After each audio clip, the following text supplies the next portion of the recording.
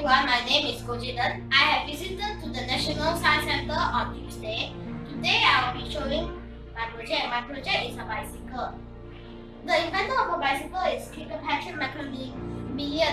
He was born in September 1812 and died in January 26, 1878. Macmillan assists his father at a forge when he chanced upon a hobby horse. Hobby horse was a two-wheel bike that had to be propelled by pushing one foot on the ground.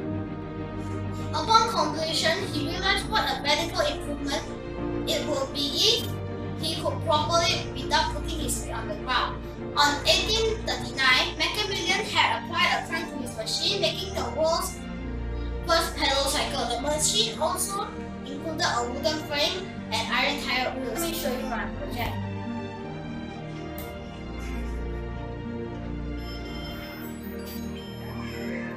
The motor will move the gear and move the chain. And when you put a piece of paper in front of the sensor, then the steering will steer. If you pull the paper out, the steering wouldn't steer anymore. This is my project. Thank you.